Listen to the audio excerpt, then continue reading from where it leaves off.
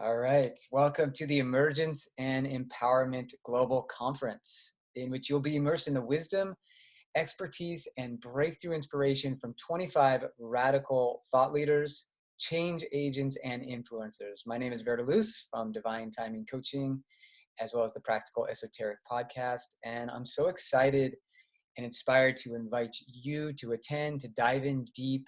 And really, there's so many amazing interviews and topics we're going to cover here. So we invite you to really tune into all of them.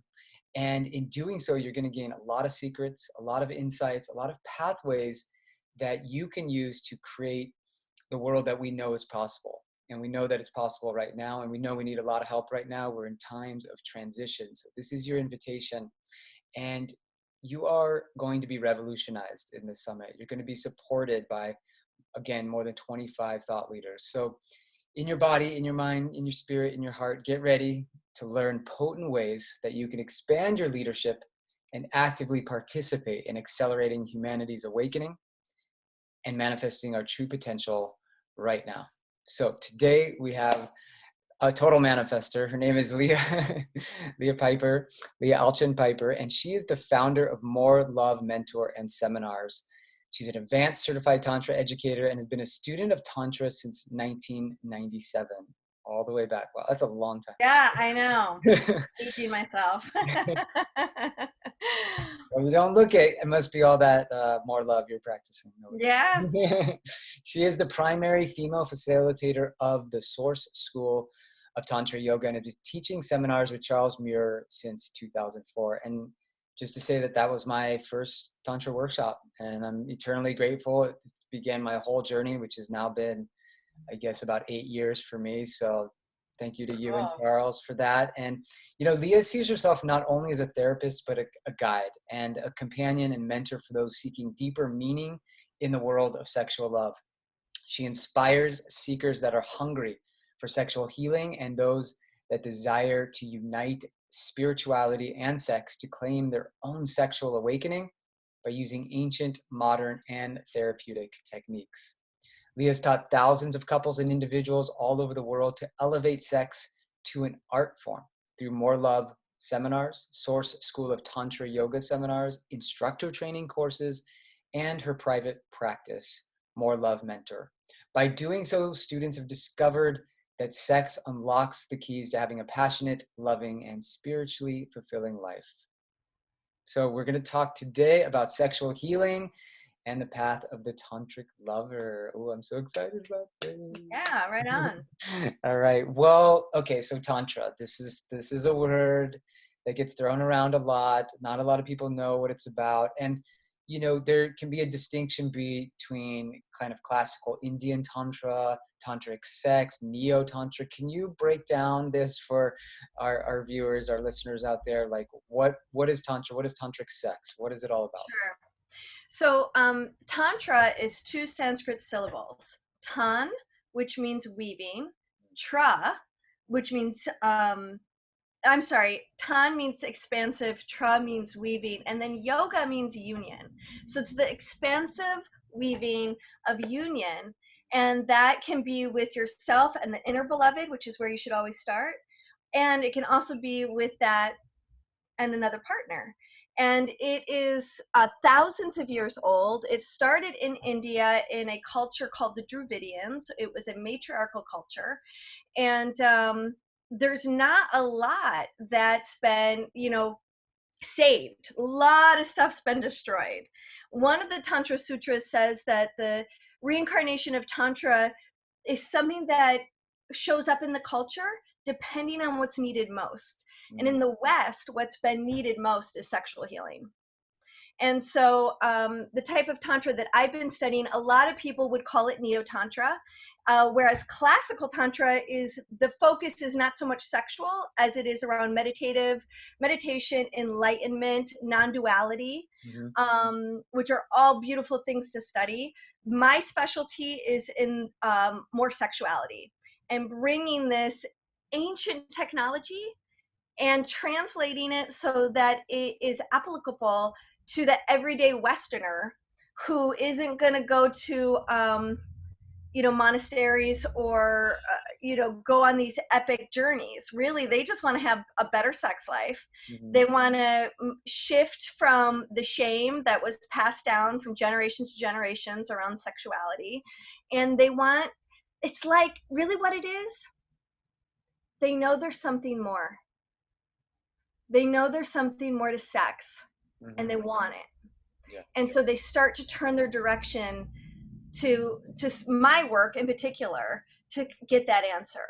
So everyone's walking in the door at a different level regarding their consciousness, awareness, their own personal growth journey. As it is right now, we get like beginners first Mm-hmm. workshop of their life versus seasoned meditators and healers. Wow. So you have to be very flexible in like what language or vocabularies you can bring to people to start to like implant some of these teachings and these practices, it sounds like.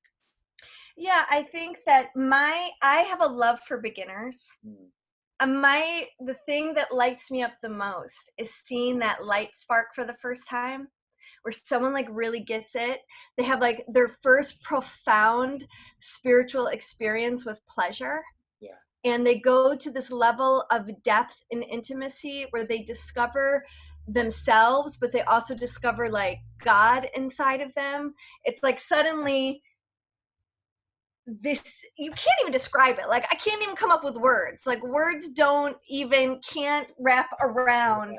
the magic that happens when you tap in to that place that is possible in sex and sensuality, and being able to play with pleasure like it's a musical instrument for your own self-realization. I mean, the expansiveness of it is so epic. And when that clicks, I live for that. Yeah. And it takes me back to the first time it happened for me. Yeah. And it's just one of those things that I'll never get tired of. It's like, it's just so beautiful. So I really am a fan of beginners because I love that spark. I've got many colleagues. They love advanced students. Mm. That's their playground. I love to give them the advanced student when they're ready for that. And I'm like, give me all the beginners. Give me all the virgins. I want the newbies. Well, so as beginners, like what are some of the hesitations or the fears or the, even the misconceptions that people have when, they're just beginning this path? What do you come across most? That's a good question. I decided to kind of play with that a little bit this past spring, and I was at a number of programs, and they were these all women programs, like 900 women in these conventions. And so I experimented as I was kind of networking, and I said, what opens you the most in your body? When I introduced myself as, hello, my name is Leah Piper, and I'm an advanced certified Tantra educator. Or, hi, my name is Leah Piper, and I'm a sacred sex expert. Mm. And here's the feedback I got over and over again. Yeah. Well, yeah, I mean, that Tantra thing kind of sounds intriguing, but it's probably not for me. Like, is it a religion? It's kind of one of these. Whereas, but they're leaning in, but they're doing this. Whereas the Tantra, as the sacred sex expert, it was like, oh, well, I know what sex is. And I kind of I know what sacred is. Okay, tell me more. Yeah. They're still leaning in, but you're kind of doing one of these instead of like one of these. So, I'm starting to pivot. I am a Midwestern girl. I grew up in Michigan. And there's this little girl in me that wants her relatives to have this thing that I have. Yeah. That wants their relationships to go swim in the deep end. Yeah. And I don't know that they'll ever get there, but I want to bring this to communities that would close the door around new age language, that needs a new type of language that meets them where they're at. And I'm really curious about that. I really want to challenge myself to see if I can bridge those two worlds. Having grown up in a fundamental Christian household, I want to bring the healing somewhere, like how do we all get there together? And that may be too lofty, but I'm willing to experiment.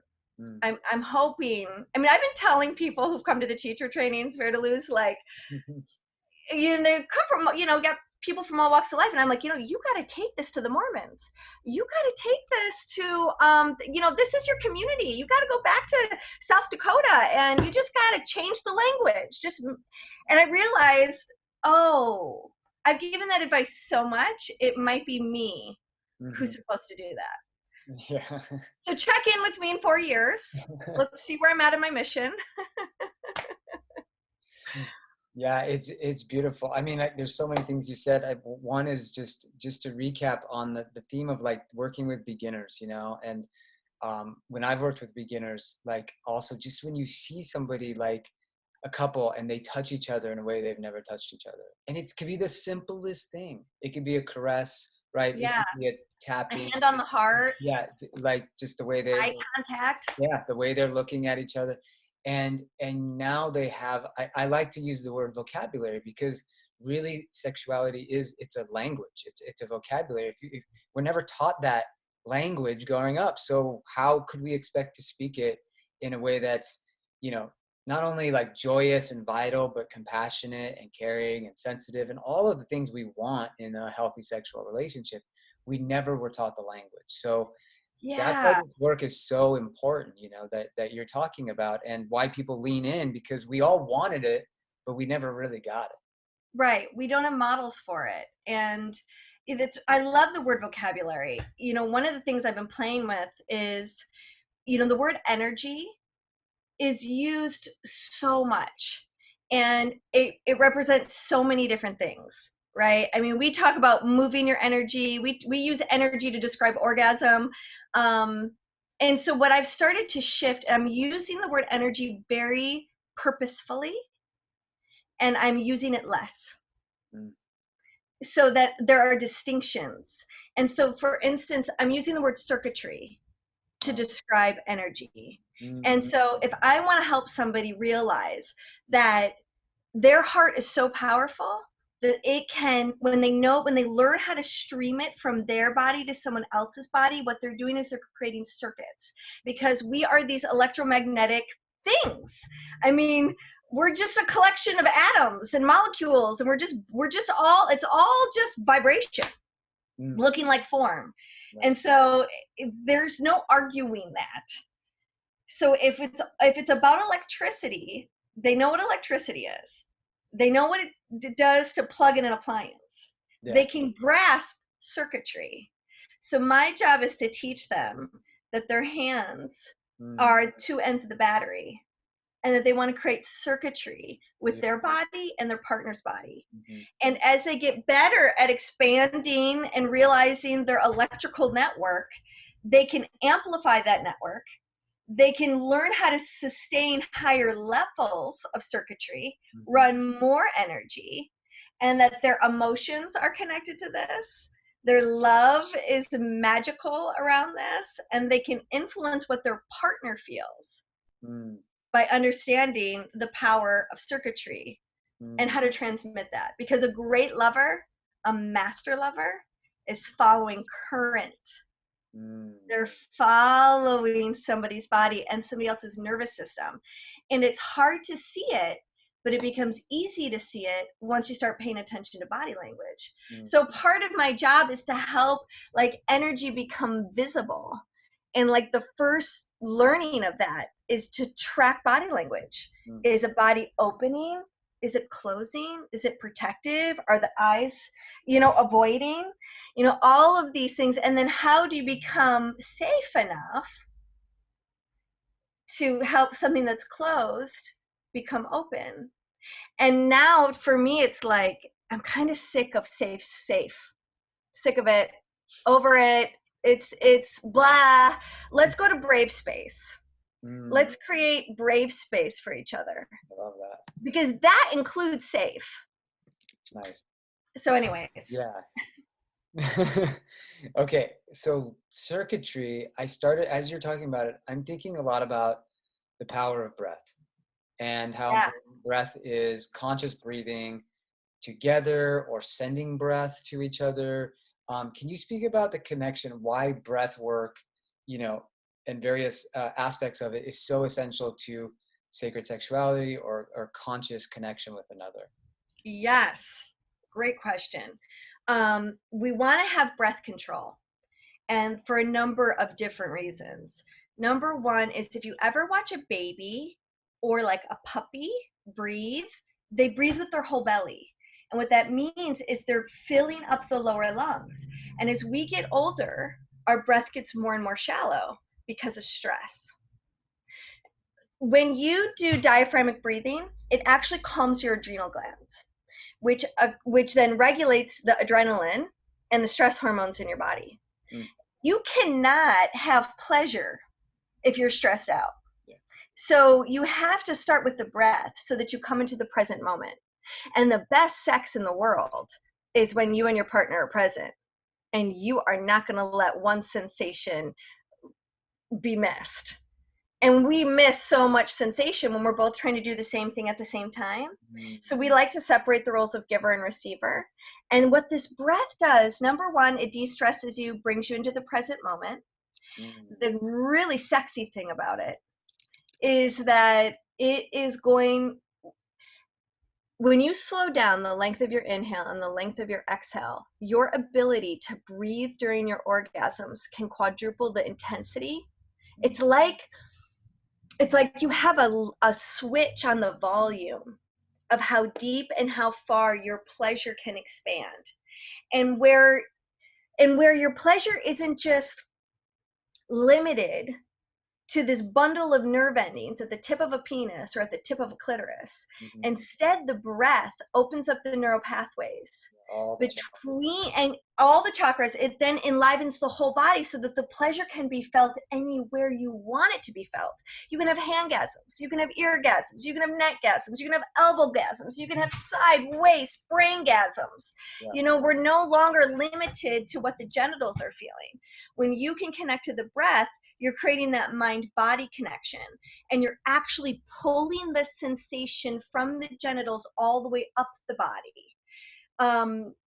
You know, the chakras, the fifth chakra in particular, where we play with the breath is like a magnet for all the lower chakras. Mm-hmm. So if I'm feeling something sexy, I want to take a big drink of that. I'm going to take a big sip. I'm going to take the longest, deepest, slowest, most luxurious inhale. I want to stretch that baby out. Yeah. And then on that, so what that does is it takes out ooh la la's up to the brain, lights up the brain, says, you're turned on, sweetie. Can you feel this?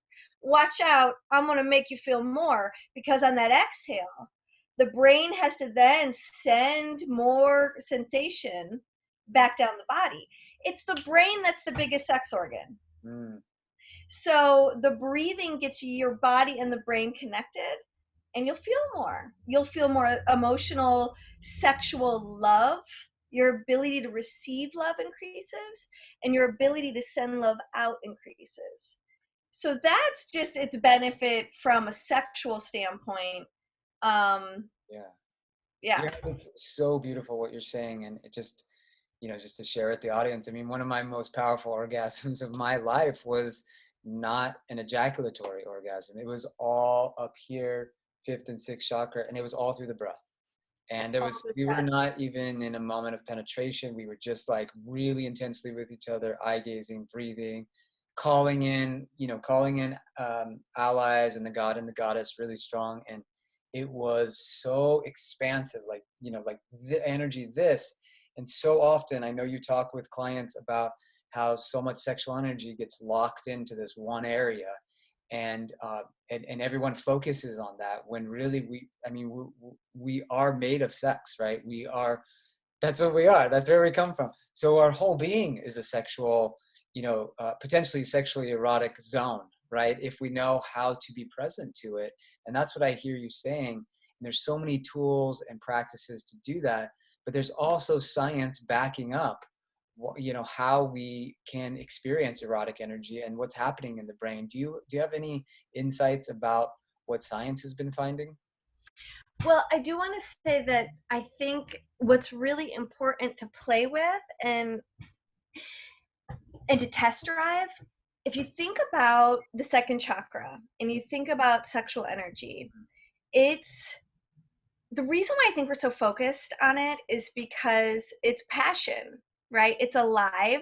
You can feel it sometimes more than you can feel the gut power, you know? Like there's nothing more visible than an engorged genitals. So, I mean, there right there is kind of proof that energy exists. Now, the highest form of creation is that which gives life. It's not the Mona Lisa. It's the fact that, you know, we can make human beings through sex. We make eyeballs and elbows and humans. It's magnificent. It's crazy. It's bonkers. And so if we can harness that level of creativity, that level of generation, right? If we're not going to make a generation every time we have sex, what can we do with the energy that can create a generation? If we become awake and conscious of the power of that, then what we can do is we can use that as fuel for other parts of our life. You know, you don't want just a passionate love life. You want to have passion for every part of your life. You want to have passion for how you raise your kids. You want to have passion for your hobbies. You want to have passion for keeping your house pretty. You want to have passion for your health. You want to have passion for how you feed yourself and cook. And, you know, you want to have passion for your little puppies. Where's my puppy? You want to have a passionate life. And so you can use the fuel of your sexual passion and you can channel it anywhere. And so I just wanted to piggyback on what you were saying about, like, we are these sexual erotic beings. That doesn't mean that I'm gonna necessarily sexualize every aspect of my life. It's not about sexualizing it. It's really about alchemizing it, taking your sexual energy and being an alchemist. So back to your question around the whole science piece. Yeah. So they've been doing a lot of great brain imaging in the last 10 years. The science of it's really gone up major. What they're able to do and see in the brain and the blood flow. They did some tests where they were testing spiritual people, right? Everyone from people who pray to martial artists to shamans to priests, you know, a whole 9 yards, because they wanted to see if there was a God spot in the brain. Yeah. Like what gets activated with spiritual phenomenon. And then they did the same test, the same brain imaging to see where were orgasms happening in the brain. And what they found out is the same place that lights up in prayer that they call the God spot is the same place that lights up in orgasm. And it's no wonder that the most uttered phrase in sex and in orgasm is, oh God, oh God, oh God, oh God, oh God. Yeah. I love that. I love that. That makes me so happy. Do you know what part of the brain that is, or? Well, actually, you know, now that they've advanced it, when that study first came out, they said it was the right temporal lobe.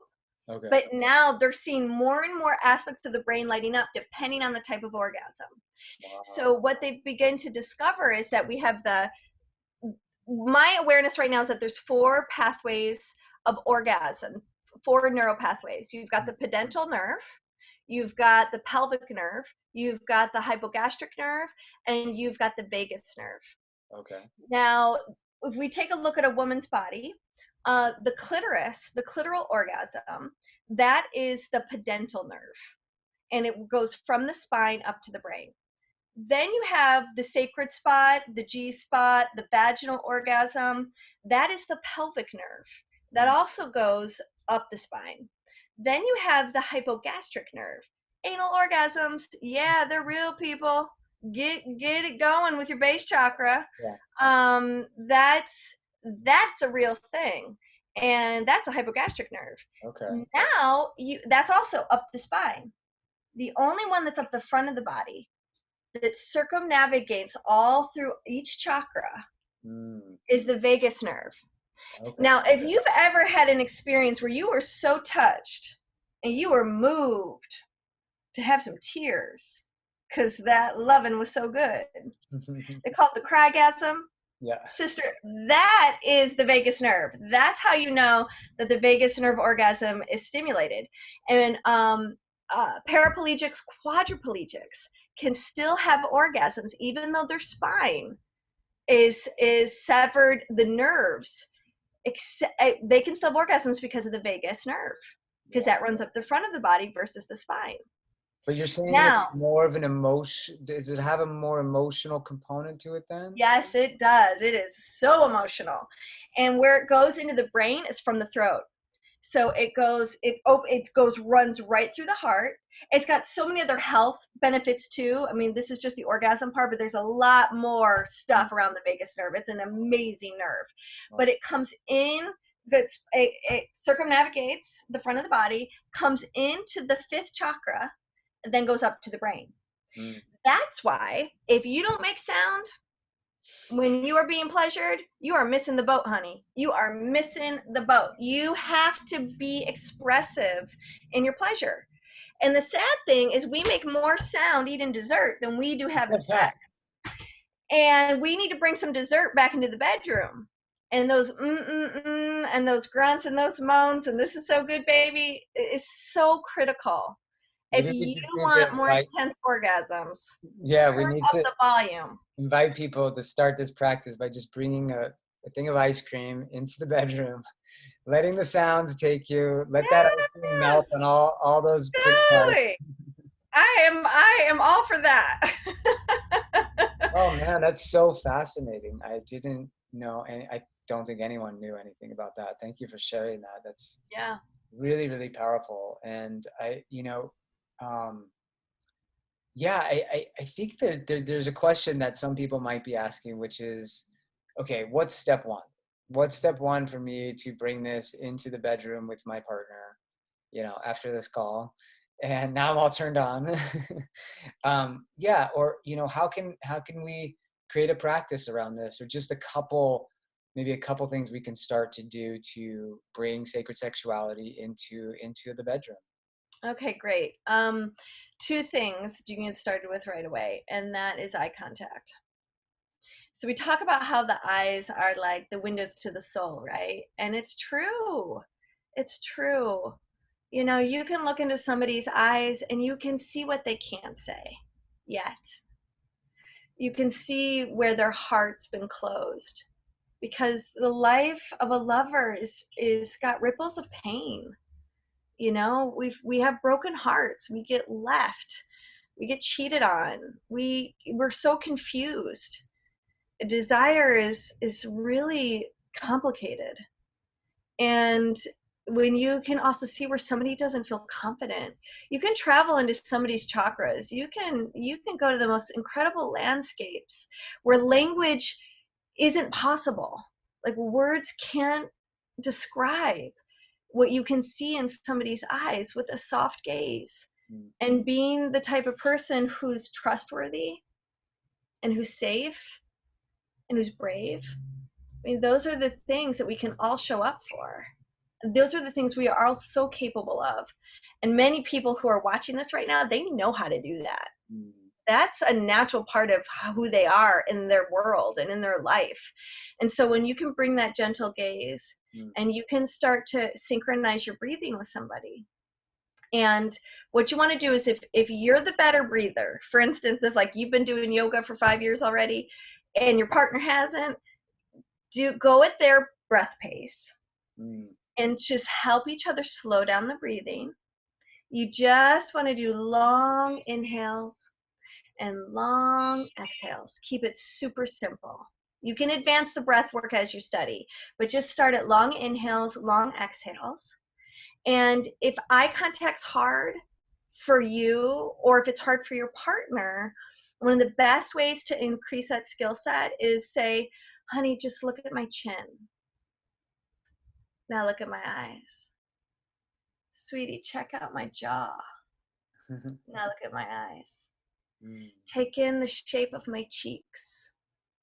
Now look in my eyes. Look at my nose. Now look in my eyes. And what you're doing is you're helping them take in your face. And that's a nice, soft way to step into eye gazing, because the important thing about eye gazing is you're coming into presence. So you know they're being present, even if they can't take in, because this is so hard. You know, it's like, what if they see something? And what if they don't like what they see? Or what if I start crying? That's so embarrassing. You know, there's like a fear of being seen, literally. And so we have to baby step this, especially with lovers who are new, who like this whole world is brand new. You don't want to throw them everything at once because it's intimidating. But if you can just start with that little bit of synchronized breathing and taking in someone's face until their capacity to let themselves be seen gets opened. I do this with new clients all the time because I can see their eyes kind of bouncing all over the place. It's intense. And so to just go, just take this in. Then they can start to hold my gaze, and they get it really fast. So that's a good starting place. Yeah, that's beautiful. Wow. And I mean, also, can you just speak to like how once we engage like in sacred sexuality and in that more present sexuality, I mean, emotions are going to come up. Like that armor is going to it's going to rise to the surface, and it's going to rise so that it can be shed a little bit. And that's part of the intention behind some of this more sacred practice, is to create a space to allow yourself to release and all those holding patterns. And it's really beautiful to let go on that level, you know, and to be held and to hold that for others. You know, it's like, is vulnerability such an interesting thing? Talk about a word. Yeah. Vulnerability translates to woundability, Mm-hmm. which is why it's so damn hard. Because when we're vulnerable, we're like, oh, here are my guts. I hope you don't run away. Yeah. Please be gentle, you know. And so what's phenomenal about that is, like, first, vulnerability gets a bad rap because when we're kids and we're vulnerable, it's scary. Usually because we were humiliated, you know, or we got embarrassed, or we felt overexposed. Yeah. And so that feels icky. And so people have an icky association with vulnerability. It kind of hits you in your gut. It makes you kind of want to go, whoa. So but as an adult, it gets different. Because when you're with someone who's trustworthy with your vulnerability, and they just hold you, and you kind of let your gut spill out, and you're kind of messy, and they love you for it. In fact, they love you more for it. You know, what you come to realize, and what you'll start to trust about vulnerability, it's the key to deep love. It's the key to real love. You're your most lovable when you're vulnerable, not your least. But we're all afraid that we'll be found out, that we're not worthy of love. You know, it's the greatest human fear, is that someone's going to find out we're worth shit. And we're not. It's the biggest lie. But I've never met anyone that doesn't have that deep, dark secret. Like, am I really worthy of something this good? You know? And you are. So that's the journey of vulnerability, is being the type of person who holds that for somebody. Like, and can reflect back to that person that they are the most beautiful in this space, that they're winning, that they can overcome anything, and that you're going to stay by their side and help them do it. And that this falling apart is so important, because not falling apart, like trying to hold it all together, it doesn't work. It's kind of counterintuitive. We think we got to keep it all together, but that's really what screws us up. It's really the letting go that puts us back together. Yeah, and so much pleasure is in, like, when you really let go. Like, to receive, you have to let go, right? So Yes. that becomes so huge. And also what you're saying makes me think of, you know, it's like, you know, people have been doing a lot of work recently on their shadow, you know, and embracing all of themselves. And the only way to do that is really to get vulnerable, you know, to get vulnerable with yourself, and whoever you're doing that work with. And what happens is you become more whole, you Yeah. know, and you don't push things away, and you really embrace everything. It's not outside you, it's not separate from you, and there's this sense of coming into like this wholeness that feels so healing, because you're not just trying, I don't want that, I'm going to push that away. And you really, and then this actually leads into some of the tantric scriptures talking more about non-duality, you know, Mhm. that nothing is really out there, right? Right. And you really get that practice, right, when you're deep intimate with your partner and you are being vulnerable. And I think that that's the beauty of this, that two people can intend that space with each other, and how powerful intention can be, really, you know. One Yeah. question I have, and that if anyone's studied about tantra, they have probably heard this idea that we move forward without so much the goal in mind, that it's more the Yes. journey and not the destination. And can you speak to that? Because so many people are focused on the outcome, quote unquote, of sexuality, that we lose the journey. And so can you speak to that for a minute? Yeah. It's the great disaster. It's the great neurotic disaster of our culture, is that we make orgasm the goal. And I'm an orgasm specialist. I mean, I study this for a career. So I got lots of tips on helping people have better orgasms. However, you're missing the boat if you think that's the goal. Mm, You're missing the whole point. Because I can teach you every tip in the world about better orgasms, but you won't have them. No matter how much I can give you the step by step layout of the land, you're not going to have them if you don't make it about love. mm, It's love that's the goal. If you can make it about love, orgasms are easy. They follow. That's the big secret, y'all.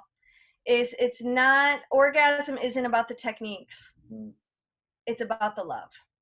You want more pleasure in your life, you want more endorphins, you want to live longer, you want to increase your immunity to diseases.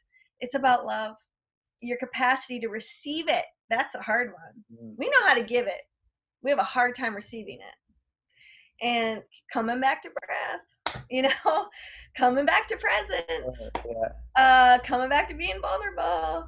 So if it's so sad that it's a disaster, because what we end up doing and is we start grading ourselves when we make orgasm the goal. It's like, am I good enough? My good lover, my bad lover. Is there something wrong in our relationship? We're broken. Mm, I can't have orgasms. I'm broken. There's something wrong with me. You're shut down. It's your past. It's your history. Let's go to the therapist. Let's go make this, diagnose this as a disease. mm. We've got erectile dysfunction. So let's take medication. Instead of realizing that it's not our genitals that make us a great lover. It's how deeply we're willing to love and be loved that makes us a great lover. And if we can just trust in that, our body will become more functional, Mm. less dysfunctional. We'll be less neurotic. We'll stop avoiding intimacy because we're embarrassed that we're not a good lover or that we're not going to perform well. And we'll stop making our partner wrong for not doing it right. Yeah, and that, so much of that is that early conditioning and sexuality, right? Like, Well, it's the lack of education. It's the yeah, lack of modeling. It's the shame-filled. Don't make the sound of pleasure because your kids might hear it. Don't make the sound of pleasure because your parents might hear it. Where we'll scream curse words at each other, and we don't care about the neighbors. We forget the kids are in the next room. totally. So it's like, are we really going to hurt people by hearing the sounds of "I love being in my body"? Mm. We Well, just got it a little screwed up, and that's probably religion. yeah, that conditioning goes back into our genes and ancestry, like all the way back. And that brings up this question. And I know I've talked to people at almost every training I've been at, and definitely at you and Charles's trainings, about bringing sacred sexuality to the next generation, to those who are in that rite of passage in their teens. And something I'm talking about on this conference is about using tools like astrology and human design, vocabularies, again, for educating our youth. And what about sacred sexuality as a tool of education for our youth? We keep saying we didn't have this, we didn't have the role model, we wanted it, we didn't have it. And then, of course, how do we learn? Peer pressure, we make decisions not from a totally intentional place. So what about sacred sexuality for the youth? Oh, I'm so worried about the youth right now, and mainly because of porn. VerdaLuz, I mean, the statistics on it right now are really scary. Just, when they did the Kinsey report back in the 40s, the erectile dysfunction for men under the age of 40 was 1%. Okay. Right now it's 25%. As recent as stat tests in the US and in Canada in 2011, it's up to 25% of men at under the age of 40 are now having erectile dysfunction. And they did studies before 2005. 2005 is when online porn became really big. So and they did studies that were like, I think in 2001, where the percentage was still very, very low. I think it was up to like 3%, 4%. Then we had this huge jump by 2011, where internet porn came into existence in 2005. And what's happening is, because the brain's neural pathways, right, so all that visual stimulation and all of that masturbation, I hate that word. You know what masturbation translates to? No. To pollute with one's hand. Really? That's the actual definition. That's screwed up, right? Vocabulary. So, yeah, vocabulary people. Psycholinguistics, they got some power. Wow. So Yeah, share more about, so what do you feel like is going on here? How do we remedy this? I mean, this is kids are like, learning about sex through porn. yeah. And the first thing parents need to do is go, because they're not going to stop their kids from watching porn. Sorry, we're past that. So you have to teach them the distinction that is entertainment. It's not love. It's not real sex. It's not how to treat each other in sex. That is entertainment. Those are actors. And what you're seeing is not real. That's edited. And so I'm not a believer in negative, shaming, guilting, and creating fear. So as much as I'm afraid about those statistics, I wouldn't necessarily forbid my kids. No, I'm not a parent, so please understand that I don't want to come off as being an expert in this, because I'm not. Yeah. I don't have children, but I do think that I would want to be more sex positive than sex negative. Mm-hmm. So I don't think that porn is bad or wrong. I simply think that there needs to be distinctions with vocabulary so that kids have a better chance at experiencing something that's really real. That also means not ignoring the fact that they're going to be sexual. Mm-hmm. And how can we give them permission to have a sexual life that also doesn't lead to teenage pregnancy? But it's filled with curiosity and sweetness, like talking about flirting. Flirting's just energy. It's like you got a ball, yeah, and you toss it to that person, and then they toss it back to you, and you toss it back to them, and it's like you're playing catch, and it's so much fun. And then you turn over here and you play catch with somebody else. It's like being really creative and how we give them how we teach them to do something like flirting. Mm-hmm. And to empower them. It's juicy, it's fun, it's special, it's okay. But also to be careful with people's feelings. Yeah. To be able to have those conversations about feelings. And to embrace, like, yeah, feeling somebody up is fun. It's hot. It's okay. Have fun with it. And know, by tracking your body, giving permission to how important it is to be in the body, and to track when things start to get a little scary, or like you feel like you're losing control over like an impulse, to take a deep breath and just kind of back up a little bit Yeah. and to be really aware. And when your kids are sexually active, to make it okay. You know, that's like, okay, here's birth control. I honor your decision to have sex. Yeah. Now, how do we do this in the most conscious way possible? How are you caring for your lover? You think you're mature enough to be a lover? Let's talk about the skills of being a lover.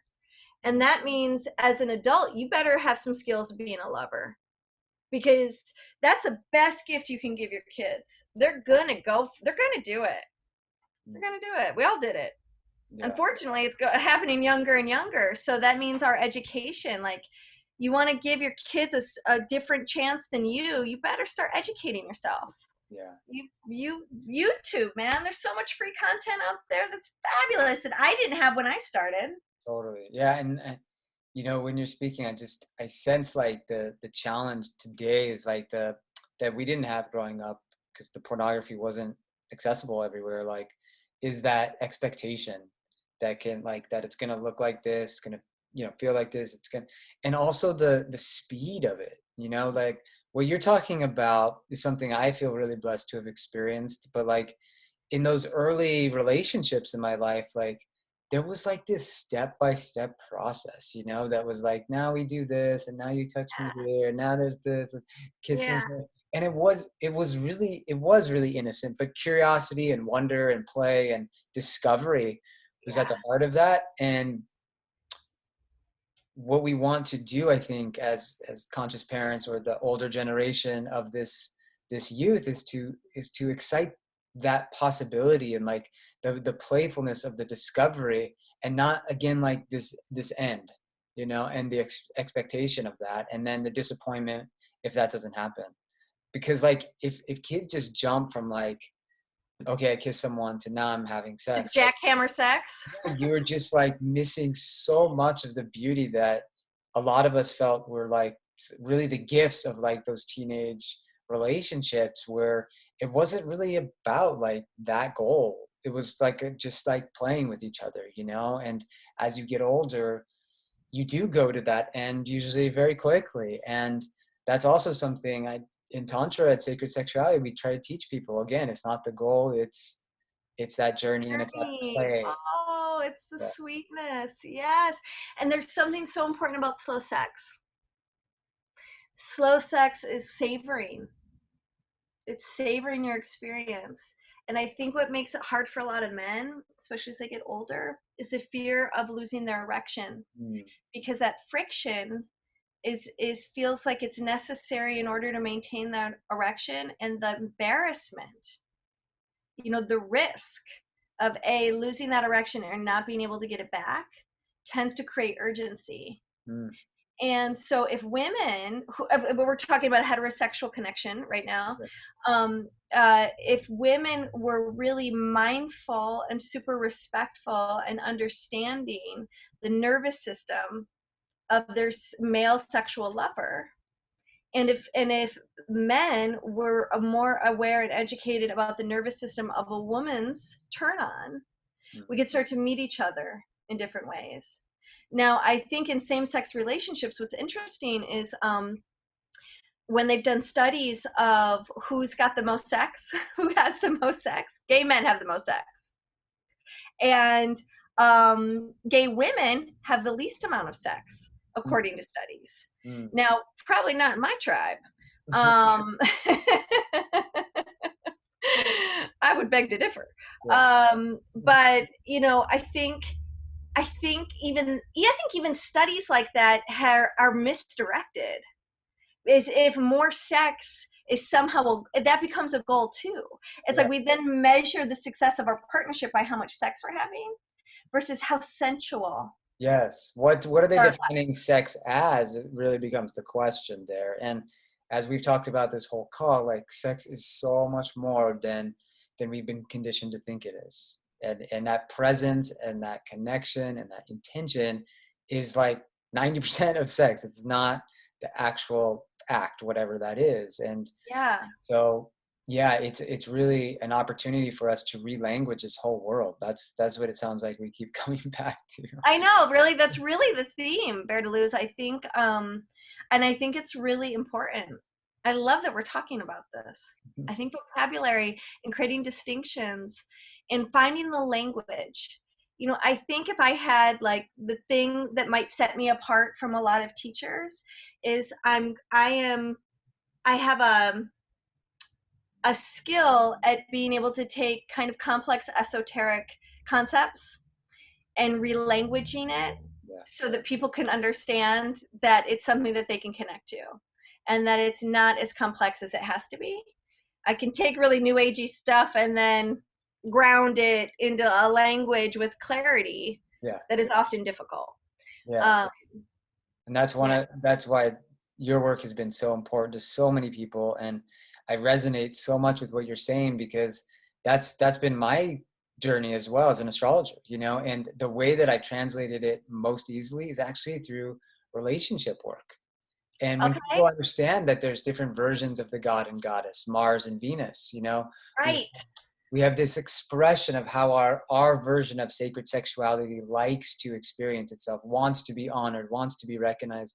Once I learned about that, that was actually, like just you said with Tantra, when you have that first experience and you know, oh, it's so much more than this. And that's what happened for me with learning about Mars and Venus and these masculine and feminine archetypes. Was like, whoa, this is everything I've wanted to be honored for in relationship, or that I've been attracted to in relationship. And there's a language for it. Oh, if I have the language, and I can evolve that experience and that expression, and I can also use that in all of my exchanges with partners. Yeah. Super empowering, you know. It's like, here's my map. My job in my partnership is to help my husband learn my map. There you go. Yeah. I'm going, baby, here's me. Here's how to love me. Yeah. Here's what trips my trigger.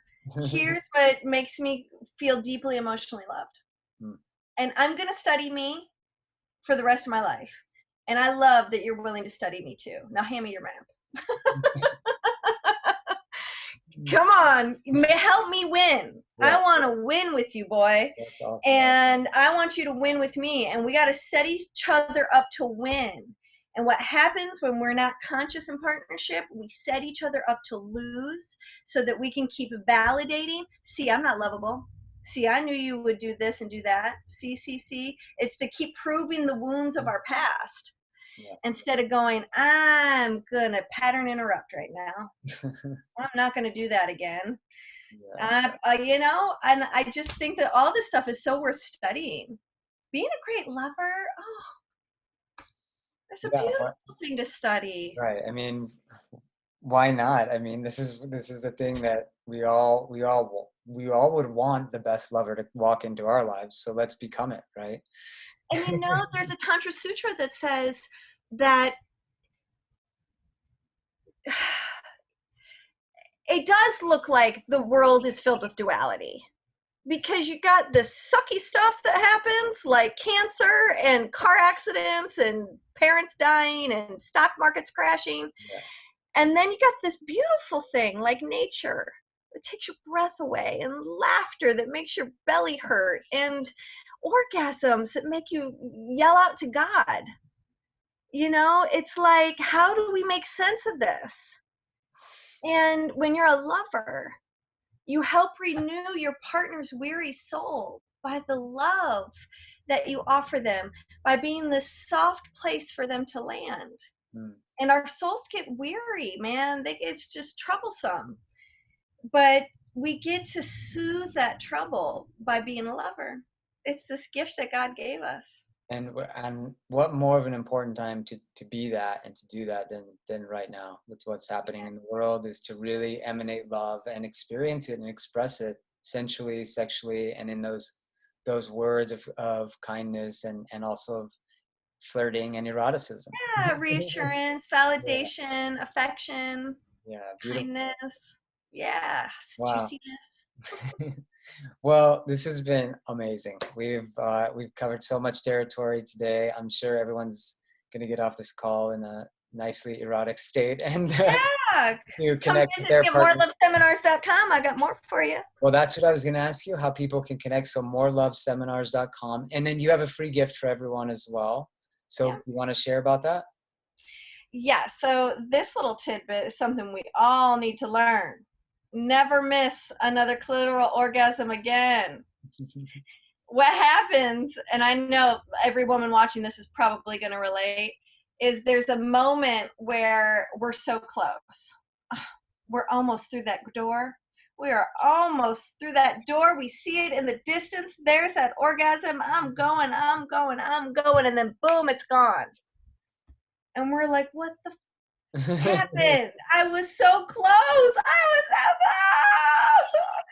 And I revealed the secret in that video of what happens, of what we do, and the tragedy of all the missed clitoral orgasms that have spanned the globe for thousands of years. And I'm going to tell you something, it's simple. What we do, the mistake we make is so simple, you can correct it today so that you never have to go chasing that door. And I want both men and women to watch this, and then I want them to tell every woman they know. I'm on a mission to cure the elusive clitoral orgasm. So go to my website and go grab it. Awesome. Well, we're going to definitely put that in the links. This has been so much fun. Like, I'm sure everyone's had a blast listening to this talk today. And thank you so much for being with us. And thank you to all of you for tuning in to Emergence and Empowerment. And definitely go love more, please. The world needs this more than anything right now. And just have a beautiful rest of your day. Have a juicy rest of your day. Stay inspired. Stay creative. Share your light with the world. Namaste. Namaste.